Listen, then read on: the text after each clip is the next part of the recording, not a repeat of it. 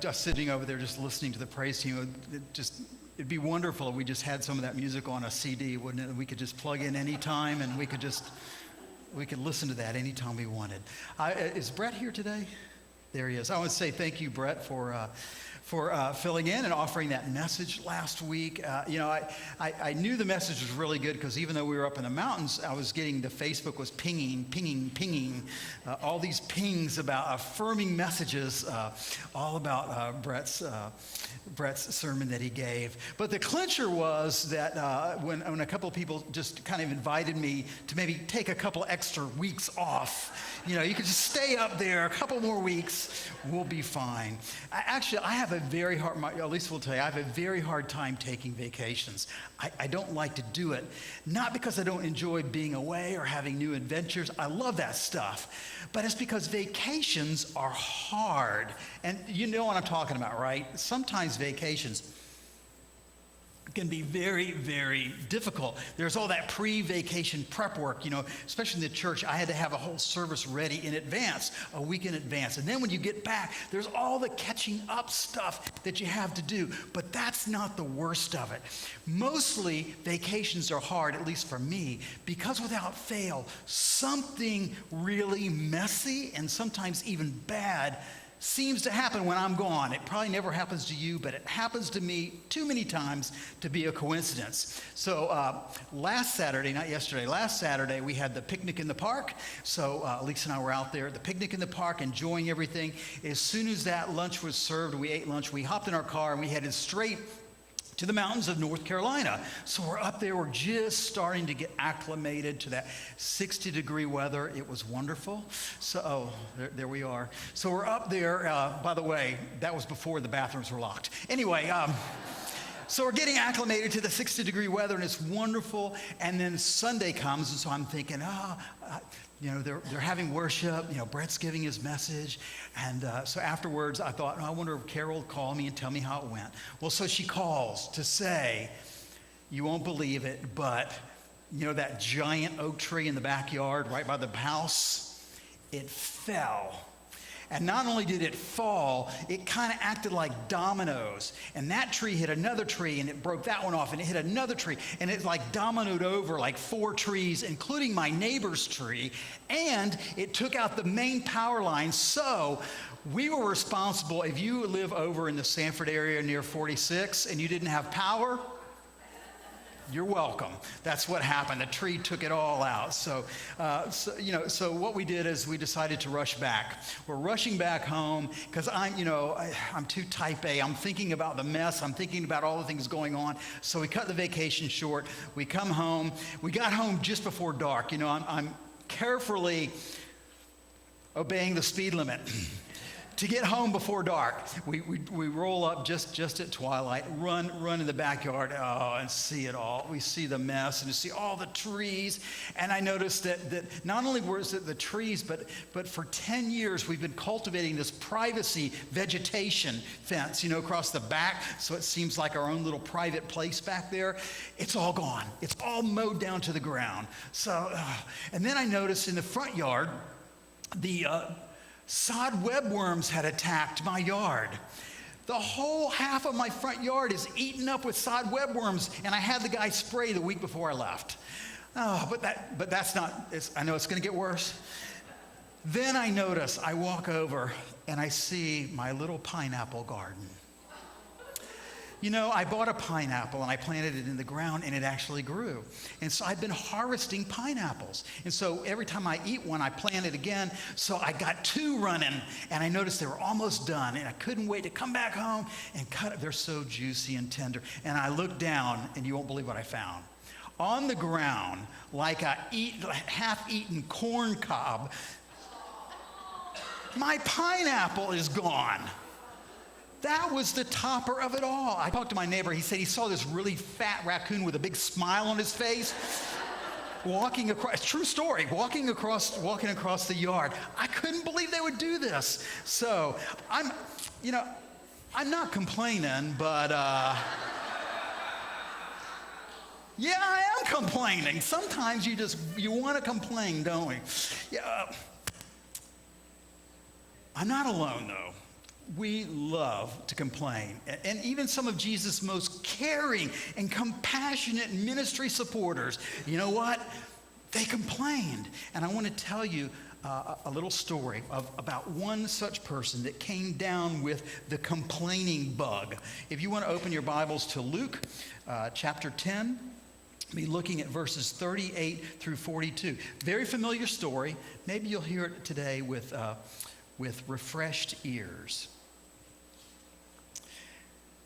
Now, as they went on their way, he entered, this is Jesus, a certain village where a woman named Martha welcomed him into his home. She had a sister named Mary who sat at the Lord's feet and listened to what he was saying. But Martha was distracted by her many tasks. So she came to ask him, Lord, do you not care that my sister has left me to do all the work by myself? She forgot to mention that the bathroom doors were locked too, but that's another story.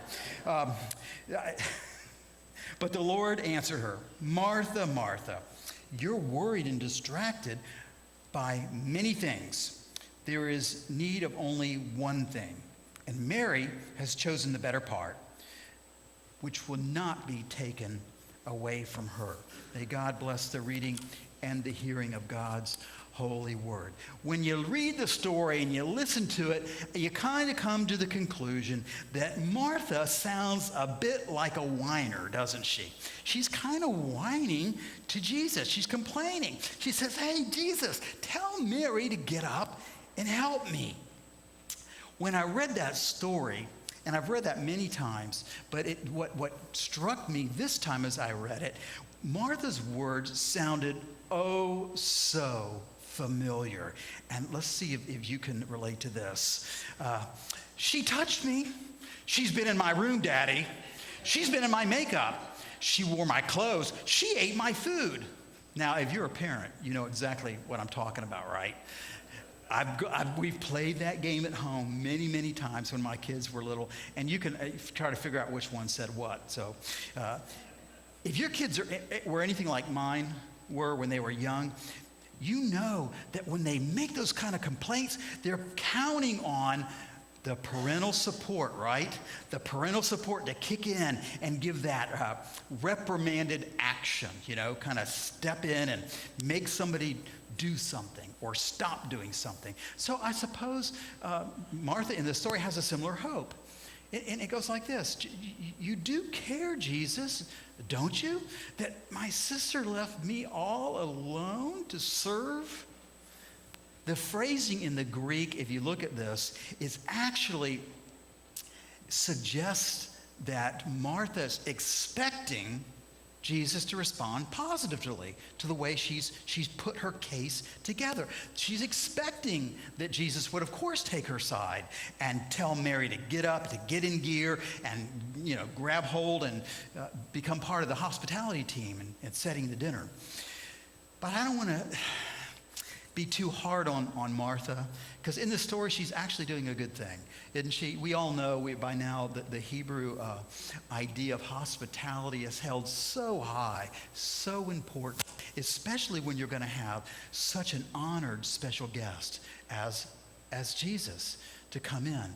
Even for those that had not seen him as Messiah yet, he was still seen as a very respected and special rabbi, and he's come to dinner. And so you have to do all those preparations. It's very, very important. So, right, she's doing a good thing. But something gets in the way of her good thing. She starts to whine to Jesus. Think about that. She's whining to the Lord.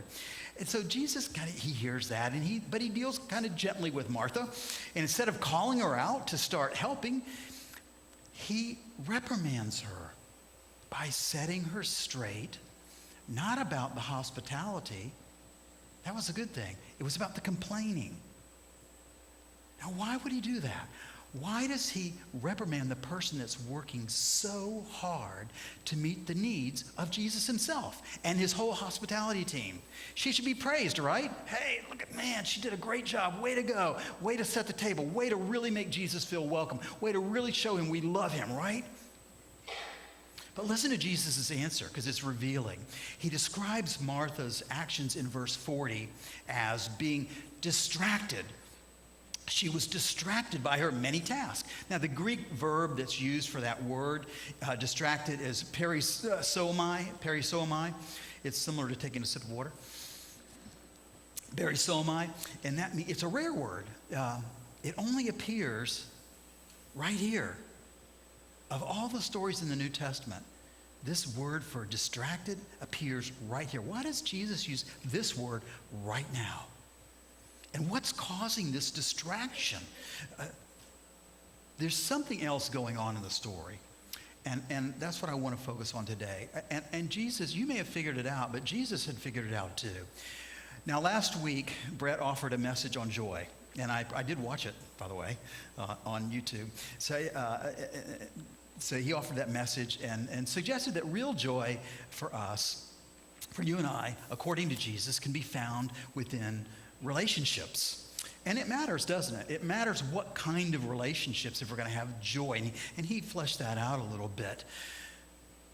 It also matters how you engender those relationships, how they're cultivated, what is the context of that relationship. And here's the point.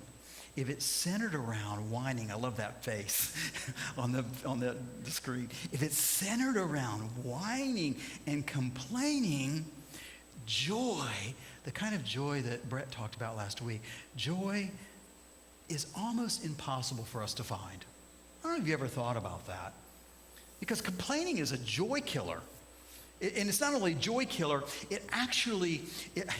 it's a subtraction from our lives. It's a subtraction of joy. It actually takes away, it deducts joy from your life. I don't know if you've ever thought about that, but it's literally true. But we still love to complain. Sometimes it comes so natural. It seems like, oh, if I can just share my story, if I can share my misery with a few other folks, it'll make me feel better.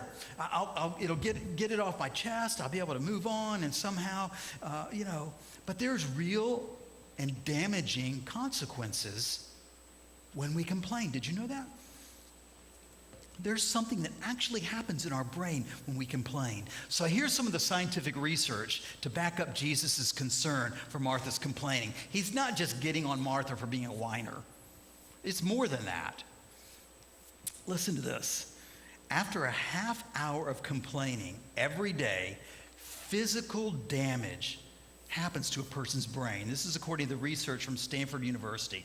Whether you're griping, whining to someone, or you're the one listening to it, if it's going back and forth, that exposure to the negativity peels back, listen to this, it peels back the neurons in your hippocampus. It actually hurts your brain to complain. I just made that up and it rhymes. Turn that into a song. Okay. But it's true.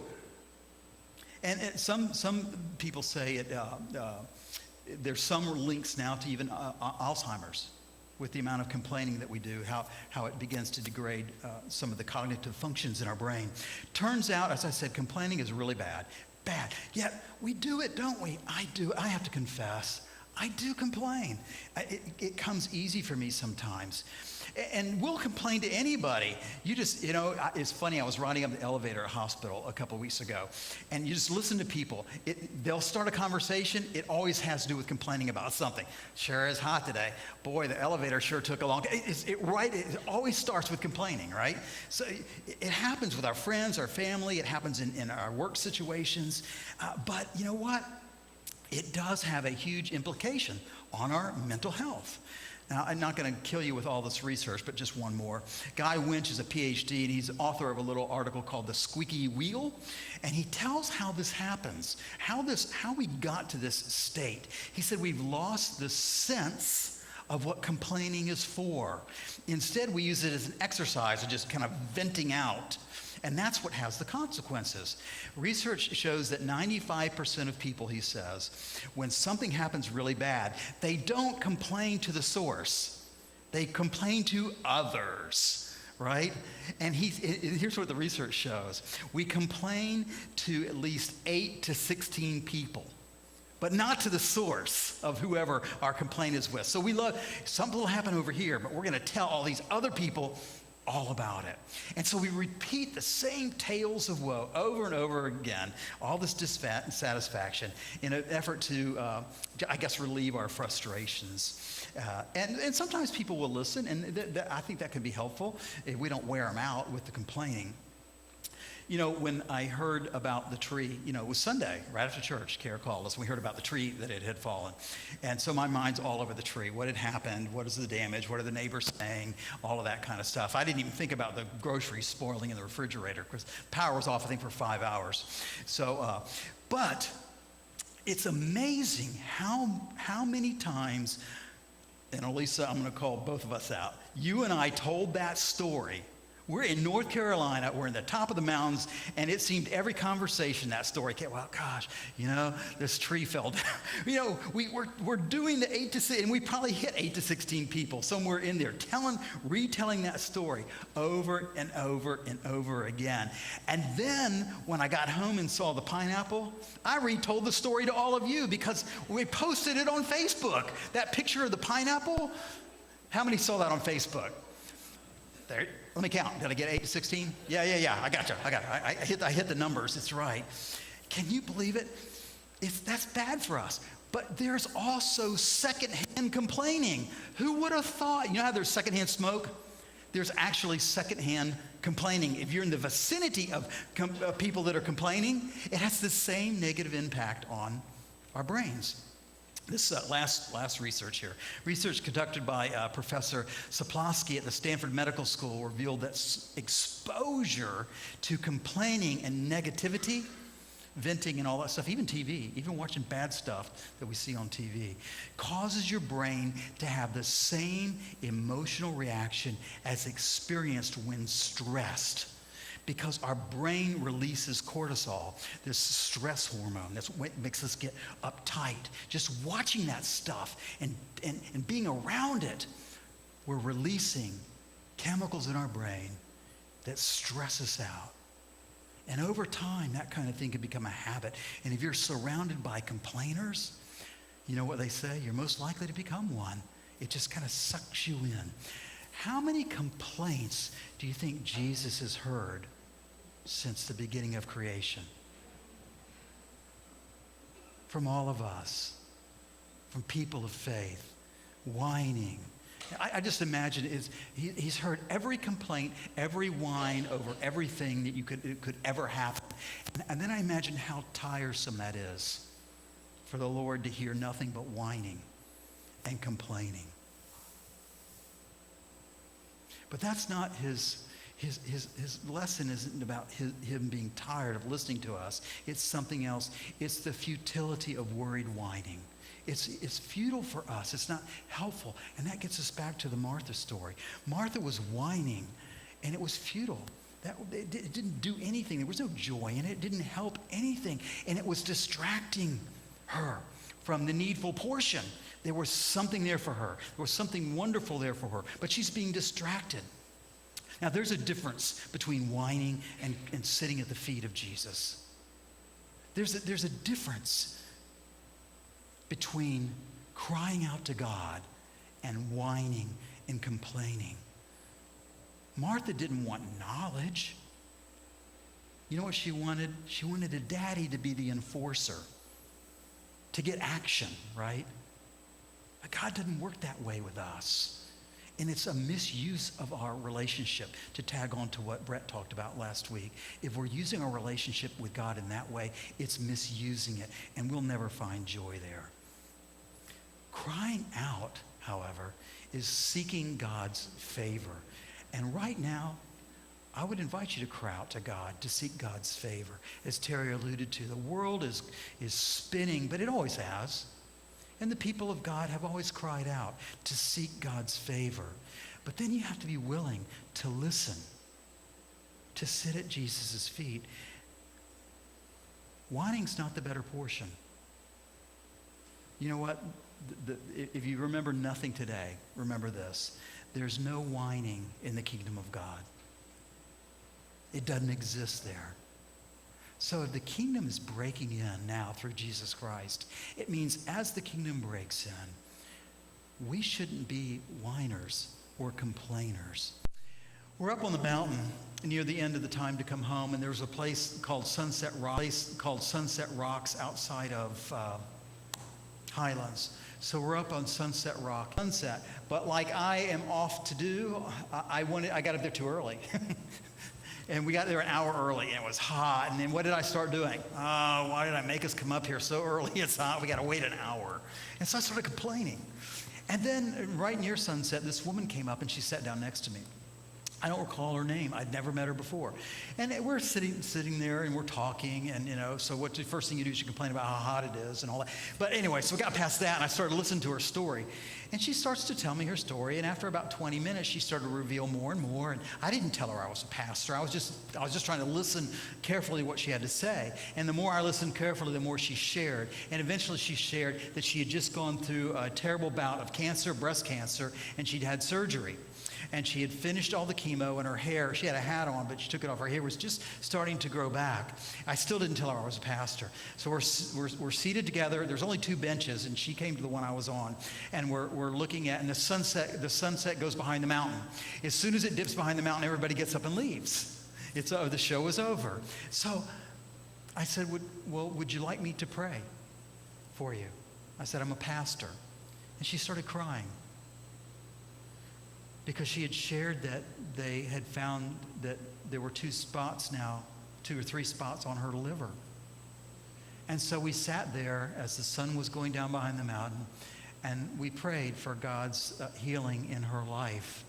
And that was the movement for me, from whining into the kingdom of God, to being seated at Jesus' feet. So if you're feeling bad, if you've had some bad feelings, maybe feeling overwhelmed, maybe feeling stressed, you may not need any medication at all. In fact, what you may need the most is to reduce the amount of complaining. It may be the cheapest fix you'll ever come across for your mental health. And there's a pastor that actually came across a way to do this, Reverend Will Bowen. He had a vision of people focusing and talking about the things that they desired instead of complaining. And so he began teaching a series on prosperity and gratitude. And so he wanted to explore that idea of gratitude juxtaposed to complaining and whining. And so he got this idea of these bracelets. He had these purple bracelets made, and you would put the purple bracelet on one wrist, and every time you caught yourself complaining, you would take it off that wrist and put it on the other wrist. And it's just a reminder, oh God, I caught myself slipping into it. And he said the goal was to go 21 days with no complaints. 21 days. And now it's turned into a ministry that's, there's 10 million purple bracelets out there. It's gone across 106 countries. The good news is this: Jesus can turn you and I, when we find ourselves being those whiners and complainers, into joyful winners. That's where joy is going to be found. That's what he was inviting Martha to do, to choose the needed portion. Leave the other stuff alone. Sit at his feet. Listen, learn, live. Do you notice complaining never made it onto Jesus' needful portion list? There was only one thing. So how do we get started on that? Well, you'll have to come back next week, because now we're going to sing the closing hymn.